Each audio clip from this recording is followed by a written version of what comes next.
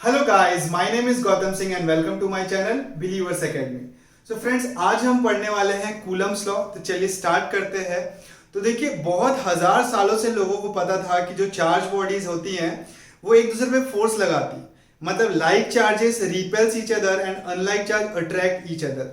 लेकिन ये फोर्स कितना होता है और किधर होता है ये किसी को भी नहीं पता था। तो 1785 में चार्ल्स ऑगस्टिन डी कूलम ने एक लॉ दिया जिसको अपन क्या बोलते हैं, कूलम्स लॉ। तो कूलम्स लॉ बताता है कि जो चार्ज बॉडीज होती हैं वो कितना फोर्स लगाती हैं और किस तरफ लगाती हैं। तो चलिए लॉ देखते हैं। स्टेटमेंट ये बोलता है कूलम्स लॉ का कि according to Coulomb's law the magnitude of force acting between two point charges is directly proportional to the product of magnitude of these two charges and inversely proportional to square of distance between them। मतलब ये दो point charges के बीच में जो force लग रहा है वो डायरेक्टली प्रोपोर्शनल है, और केवल अपन मैग्नीट्यूड की बात कर रहे हैं ना। The magnitude of force acting between these two point charges is directly proportional to magnitude of product of these two charges and inversely proportional to square of distance between them. इसके बाद जब proportionality हटाया गया तो एक proportionality constant मिला k, formula बन गया q1 q2 by are square.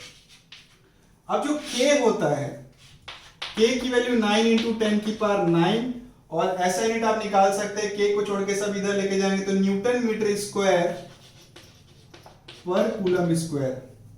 और k की जो एक्चुअल वैल्यू होती है वो 1/4 पाई एप्सिलॉन नॉट होता है। एप्सिलॉन नॉट जो होता है वो परमिटिविटी ऑफ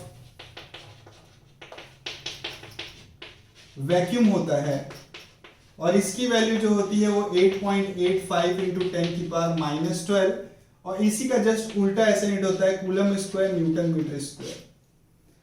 तो फॉर्मूला बहुत ही सिंपल है, k q1 q2 by are square. ये मैग्नीट्यूड ऑफ फोर्स है जो कि लग रहा है ये दोनों चार्ज पार्टिकल के ऊपर। ओके, और k का मतलब आप समझ रहे। तो इस फॉर्मूले को थोड़ा और अपन डिटेल में देखते हैं। तो इसको रब कर देते हैं और नोट्स बनाते चलिए, बहुत ही हेल्पफुल रहता है। हटाते इसको। तो देखिए f की जो वैल्यू आ रही है वो आ रही है 1/4 pi epsilon naught q1 q2 by are square. ये मैग्नीट्यूड है। मैग्नीट्यूड का मतलब है चार्जेस का साइन यहां नहीं लिखना है। जब भी ये फॉर्मूला लगाएंगे इससे आपको केवल क्या मिलने वाला है, मैग्नीट्यूड मिलने वाला है फोर्स का। तो अगर मान लीजिए यहां -2 कूलम चार्ज रहे और यहां 1 कूलम चार्ज रहे और यहां 10 मीटर हो डिस्टेंस, तो आप यहां 2 डालेंगे, -2 नहीं डालेंगे। समझ में आ रहा है। माइनस प्लस से अपन केवल कैसे देखते हैं, क्या देखते हैं, डायरेक्शन देखते हैं कि अपोजिट चार्ज है तो अट्रैक्ट करेगा एंड सेम चार्ज है तो रिपेल करेगा। समझ रहे। तो हमेशा इस फॉर्मूले में q1 q2 की क्या वैल्यू डालनी है, मैग्नीट्यूड डालना विदाउट साइन। समझ रहे। तो देखिए दो केसेस होती हैं। अगर ये फॉर्मूला वैक्यूम में लगा रहे, मतलब ये दोनों चार्ज को अपन कहां रखे, वैक्यूम या एयर में रखे हैं, तो उस केस में देखिए क्या होगा, वैक्यूम और एयर। तो उस केस में यही सेम फॉर्मूला लगेगा, F is equal to 1/4 pi epsilon naught q1 q2 by are square. सही है। और ये 1/4 पाई एप्सिलॉन नॉट की वैल्यू k के इक्वल होती है, जो कि 9 इंटू 10 की पावर 9 हो जाएगा। लेकिन अगर ये दो चार्ज बॉडी को अपन किसी मीडियम में रख दे, ये कहा यहाँ पे कोई डाइलेक्ट्रिक मीडियम है जिसमें ये दो चार्जेस रखे हुए हैं, तो उस केस में फॉर्मूले में थोड़ा सा चेंज आता है। फॉर्मूला हो जाता है 1/4 pi epsilon not epsilon r q1 q2 by are square, और epsilon not into epsilon r हो जाता है epsilon q1 q2 by are square. अब देखिए एप्सिलॉन नॉट, एप्सिलॉन r और एप्सिलॉन का मतलब समझते हैं, बिल्कुल भी कंफ्यूजिंग नहीं है। देखिए तो देखिए कुछ भी नया चीज नहीं आ रहा। अगर मीडियम में डाल रहे हैं तो केवल एप्सिलॉन r ही एक्स्ट्रा मल्टीप्लाई हो रहा है। समझ में आ रहा है। तो एप्सिलॉन नॉट तो आप जानते हैं, थोड़ी देर पहले देखे कि ये परमिटिविटी ऑफ वैक्यूम है जिसकी वैल्यू 8.85 इंटू 10 की पावर -12 होती है। एप्सिलॉन जो होता है वो एब्सोल्यूट, ये सारे के सारे कांस्टेंट है, परमिटिविटी ऑफ मीडियम, और एप्सिलॉन आर हो गया रिलेटिव परमिटिविटी ऑफ मीडियम, और ये तीनों में रिलेशन आता है जो एप्सिलॉन आर है वो होता है एप्सिलॉन बाई एप्सिलॉन नॉट के इक्वल। तो जो एप्सिलॉन हो जाएगा वो किसके इक्वल होता है, epsilon not into epsilon r. तो इसीलिए मैंने epsilon not into epsilon r को क्या लिख दिया, एप्सिलॉन लिख दिया।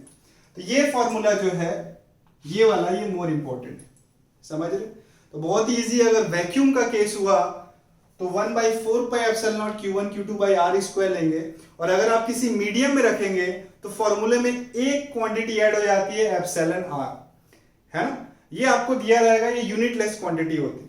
क्वेश्चन देख के समझ में आ जाएगा कि जो डाइलेक्ट्रिक कांस्टेंट 50 दिया है, मतलब ER की वैल्यू 50 है क्योंकि वो यूनिटलेस क्वांटिटी दिया है। ओके, अब चलिए कुछ बहुत ही इंपॉर्टेंट पॉइंट देखते हैं। और मैं फिर से बोल रहा हूं, अभी केवल अपन ने मैग्नीट्यूड देखा है ना, ये केवल मैग्नीट्यूड है, अभी डायरेक्शन देखना बाकी है। तो चलिए कुछ इंपॉर्टेंट पॉइंट्स देखते हैं कूलम्स लॉ में।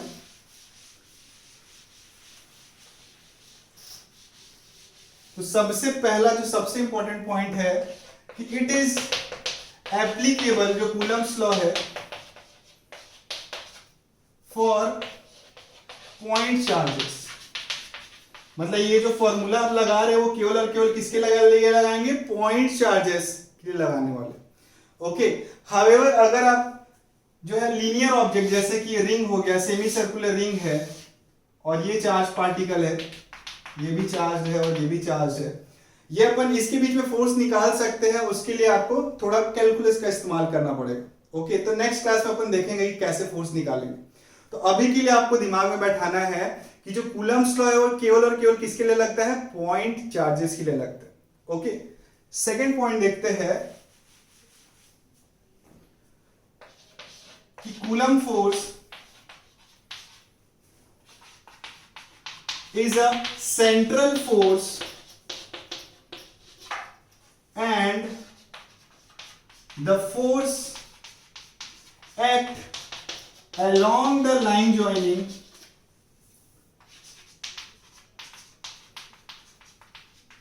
the two charges। बहुत ही इंपॉर्टेंट पॉइंट है। मैग्नीट्यूड तो अपन ने देख लिया कि Q1 Q2 by are square. अब डायरेक्शन की बात करें तो डायरेक्शन बहुत सिंपल है, दो चार्जेस को एक लाइन से ज्वाइन कर दीजिए, तो जो भी फोर्स है अट्रैक्शन या रिपल्शन का वो इसी लाइन के लॉन्ग लगने वाला है। जैसे कुछ एग्जांपल लेते हैं, ऊपर वाला पॉइंट हटा देते हैं। जैसे दो सेम नेचर के चार्ज है Q1 Q2 मान लीजिए, सेम चार्ज है, पॉजिटिव पॉजिटिव नेगेटिव नेगेटिव, तो फोर्स का डायरेक्शन क्या होगा, एक लाइन से ज्वाइन कीजिए, तो इसी के लॉन्ग ऐसे रिपेल करेंगे एक दूसरे को। ये F12 फोर्स होगा, मतलब इस पे ये फोर्स लगा रहे हैं, और ये F21 होगा।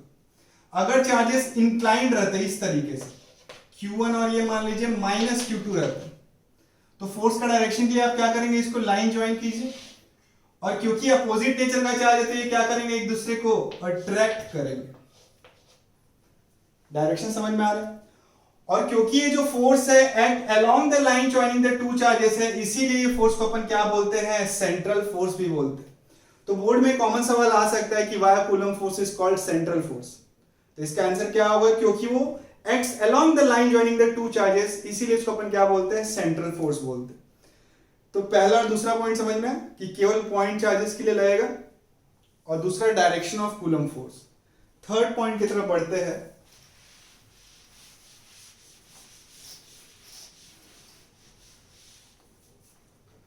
थर्ड पॉइंट बोलता है कि कूलम फोर्स या इलेक्ट्रोस्टैटिक फोर्स बोल दीजिए, sorry, electrostatic force is conservative force. Conservative force का मतलब है कि अगर इस चार्ज बॉडी पे अपन एक कूलम फोर्स लगाए, इलेक्ट्रोस्टैटिक फोर्स लगाए, उसको क्लोज पाथ में मूव करे, तो total work done by electrostatic force क्या हो जाएगा, जीरो। तो कंजर्वेटिव फोर्स में यही होता है कि अगर इस बॉडी पे कोई कंजर्वेटिव फोर्स लगेगा और इसको अपन क्लोज पाथ में घुमाएंगे तो work done by conservative force क्या हो जाएगा, जीरो। तो उसी प्रकार इलेक्ट्रोस्टैटिक फोर्स भी क्या है, conservative in nature. Okay, next point देखते हैं, पॉइंट नंबर 4। इलेक्ट्रोस्टैटिक फोर्स या coulomb force follows superposition principle, बहुत इंपॉर्टेंट।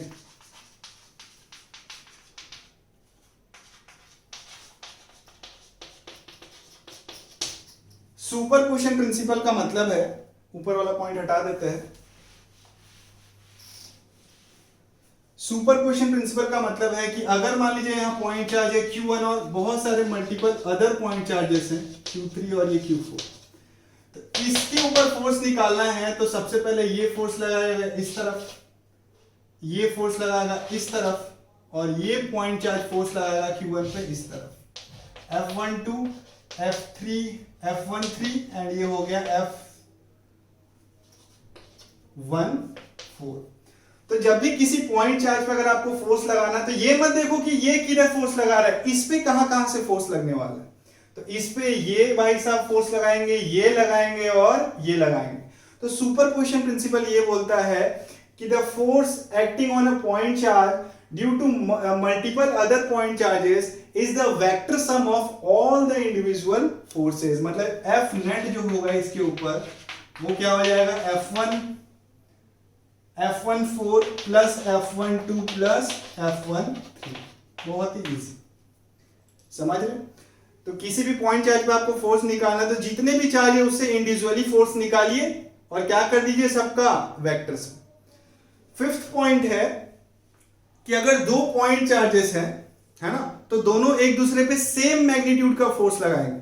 तो ये तो न्यूटन थर्ड लॉ भी बोलता है, every action has equal and opposite reaction. तो मान लीजिए दो पॉइंट चार्ज है, ये इसके ऊपर, जैसे ये दो पॉइंट चार्जेस है, ये इसके ऊपर 100 न्यूटन का फोर्स लगा रहा है तो ये भी इसके ऊपर 100 न्यूटन का फोर्स लगाएगा। सही बात। तो मैं फिर से सारे इंपॉर्टेंट पॉइंट आपको रिवाइज कराता हूं। सबसे पहला पॉइंट था कि coulomb force is a central force and force, coulomb force जो होता है along the line joining the two charges act करता है डायरेक्शन के ऊपर। दूसरा था कि कूलम फोर्स क्या है, कंजर्वेटिव इन नेचर। मतलब किसी भी चार्ज बॉडी को अगर अपन कूलम फोर्स से एक क्लोज पाथ में घुमाए तो work done by total work done by coulomb force कितना हो जाएगा, 0 हो जाएगा। ठीक है। उसके बाद था कि न्यूटन थर्ड लॉ को फॉलो करता है ना, केवल पॉइंट चार्जेस पे एप्लीकेबल है, और सुपरपोजिशन प्रिंसिपल फॉलो करता है। ओके, अब अपन आखिरी देखते हैं vector representation of Coulomb's law. तो ध्यान से देखिए, अपन एक 3D एक्सिस बनाते हैं। ये हो गया x, ये हो गया y, ये हो गया z। जस्ट इमेजिन कीजिए, ये है x, ये है y और ये है z। हवे में दो चार्ज ले लिया हमने, यहां पे एक चार्ज लिया Q1 और यहां पे एक चार्ज लिया Q2। इसका पोजीशन वेक्टर है R1 और इस वाले पॉइंट चार्ज का पोजीशन वेक्टर है R2। ठीक है, ये है R1 और ये है R2। अब ये वाला जो वेक्टर है जो इसके हेड से इसके हेड की तरफ जाएगा वो क्या हो सकता है, इस वाले वेक्टर को मैं क्या बोलूंगा, R2 माइनस R1 वेक्टर। याद कीजिए वेक्टर का कंसेप्ट, और कुछ वीडियोस मैंने डाले वो आप जाके देख सकते हैं वेक्टर के ऊपर। अगर ये A वेक्टर है, ये B वेक्टर है, तो ये वाला वेक्टर क्या होगा, A vector minus B vector, है ना। और ये वाला वेक्टर क्या होगा, B vector minus A vector. यही कंसेप्ट यहां लग रहा है। ठीक है। तो चलिए, फोर्स निकालना है तो बताइए, अगर सेम चार्ज है तो ये वाला चार्ज इसको इस तरफ धकेलेगा R2 माइनस R1 के डायरेक्शन में, और ये जस्ट अपोजिट डायरेक्शन। ये हो गया F12 और ये हो गया F21। ओके, तो पहले अपन निकालते हैं F21। अब वेक्टर के पास दो पार्ट होता है, पहला मैग्नीट्यूड और दूसरा डायरेक्शन। तो मैग्नीट्यूड तो बहुत इजी है, K Q1 Q2 अपॉन इनके बीच का डिस्टेंस। तो ये जो वेक्टर का जो मैग्नीट्यूड होगा वही तो इनके बीच का डिस्टेंस होगा। तो इनके मैग्नीट्यूड का स्क्वायर, तो ये आ गया मैग्नीट्यूड। अब आपको डायरेक्शन देना है इस वाले फोर्स को, तो ये जो वेक्टर का डायरेक्शन है वही सेम डायरेक्शन इस फोर्स का भी है। तो इस वेक्टर से अपन मल्टीप्लाई कर देंगे, जिसके पास डायरेक्शन भी है और मैग्नीट्यूड भी है। लेकिन जब इस वेक्टर से इसको मल्टीप्लाई करेंगे तो मैग्नीट्यूड भी मल्टीप्लाई हो जाएगा, तो इसको अपन किस में चेंज करेंगे, यूनिट वेक्टर में चेंज करेंगे। तो केवल डायरेक्शन देने के लिए हम इस वेक्टर का यूनिट वेक्टर बना देंगे, मतलब इसका मैग्नीट्यूड कितना हो जाएगा 1। तो डिवाइड कर दीजिए R2 माइनस R1। तो फाइनली आ गया आंसर इसका KQ1Q2 by R2 minus R1 vector का Q into R2 minus R1 vector. Okay, और F12 जो होगा वो माइनस ऑफ F21 हो जाएगा, बस डायरेक्शन में चेंज आएगा। ये F21 तो इधर वाला F12, तो माइनस मल्टीप्लाई कर देंगे तो क्या आ जाएगा आंसर, यहां देख लीजिए KQ1Q2 by R2 minus R1 का Q into R1 minus R2 vector. समझ में आ रहा है? तो मैं आपको फिर से जल्दी से अपन रिवाइज करते हैं। दो चार्ज लिया हमने, 3D एक्सिस है, दो चार्ज लिया, ये देखिए Q1 Q2 दोनों का पोजीशन वेक्टर है, ये देखिए ओरिजिन से R1 ओरिजिन से R2। अब ये जो वेक्टर होगा ये क्या होगा, R2 माइनस R1 वेक्टर होगा, और इनके बीच का डिस्टेंस क्या होगा, इस वाले वेक्टर का मैग्नीट्यूड। तो अगर फोर्स निकालना है तो फोर्स में दो चीजें होती है, फोर्स है vector quantity, so it has magnitude and direction. तो मैग्नीट्यूड कैसे निकालेंगे, KQ1Q2 अपॉन डिस्टेंस का स्क्वायर, और डायरेक्शन क्या देंगे, इसके यूनिट वेक्टर से मल्टीप्लाई कर देंगे। ये जो वेक्टर है उसका भी डायरेक्शन F21 के डायरेक्शन के इक्वल। तो अपन क्या करेंगे, इसका यूनिट वेक्टर निकालेंगे। तो यूनिट वेक्टर क्या करेंगे, इसी के मैग्नीट्यूड से इसको डिवाइड कर दो, तो ये इंटू ये क्या हो जाएगा Q, और इसमें अगर आप माइनस साइन मल्टीप्लाई करोगे तो ये वाला फोर्स आ जाएगा। समझ में आ रहा है? तो इसका प्रूफ बोर्ड एग्जाम में पूछता है, बहुत ही इंपॉर्टेंट है।